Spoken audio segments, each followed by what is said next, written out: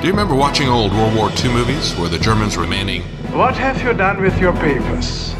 well, how did we get to the point where you not only have to constantly provide your identity papers, but you have to be x-rayed and sexually molested to travel? Why are only a minority of us bothered by this?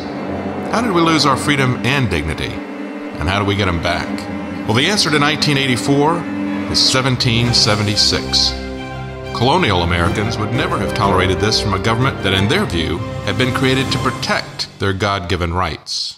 But Americans today are very different from Americans in 1776. The difference is the education and conditioning we receive in government schools. In 1948, Orwell wrote 1984, which explores the horrors of an authoritarian government that has taken away freedom and dignity. But that same year, an American, B.F. Skinner, also wrote a novel about a totalitarian government. But Skinner viewed total government control not as a horror to be avoided, but as a goal.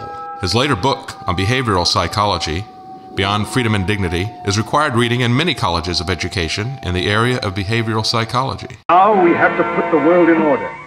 It will be a long and complicated struggle, but we have the unity of a common order and a common knowledge.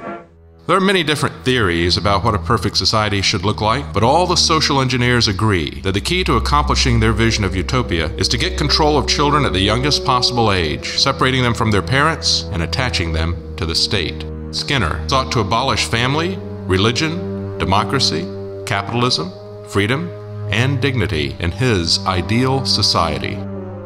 The new world begins. Just look at the results. In 1984, the Ministry of Truth was responsible for all education, fine arts, news, one source, one authority for all information, which freed the Ministry of Truth from the concern of actually telling the truth. With the continuing centralization in education, our government is increasingly considered to be the authoritative final arbiter of what goes into textbooks and curriculum. It even influences the choice of textbooks for most private schools and some homeschoolers. At the same time, the schools have been at the forefront of adopting all aspects of the surveillance police state. No tactic is too severe for the Ministry of Love to use in protecting its students. Teddy bears with cameras, pencil sharpeners with cameras, ties with cameras, cameras everywhere, checkpoints, locker inspections, metal detectors, police. 5,000 in New York City schools alone. Constant surveillance.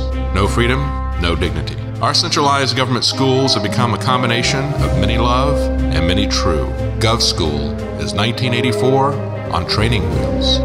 Textbooks today are constantly updating the past to reinforce the social engineering fad of the day. The founders, who valued individual freedom, have become unpersons, vanished, written out of the textbooks in favor of contemporary persons who embody political correctness. The students adored the party and everything associated with it. The songs, the banners, the drilling, the yelling of slogans, the worship of Big Brother. It was all sort of a glamorous game to them, systematically turning them into ungovernable little savages. Yet this produced no tendency to rebel against government rules. All their ferocity was turned outward against enemies of the state. How do we answer this Orwellian nightmare? The answer is 1776. There was no Federal Department of Education in 1776. There was no Department of Education even in 1976. America rose to greatness with a population that was educated at home or in small, locally controlled schools under close supervision of the parents. The literacy rate in colonial America without GovSchool was higher than today. 20th century figures that were homeschooled included the Wright brothers, Thomas Edison, Douglas MacArthur, and George Patton. The generation of Americans that defeated the institutionalized fascist followers of Hitler had on average 8 years of school. A couple of generations later, and our institutionalized children are in school from age 3 to 22.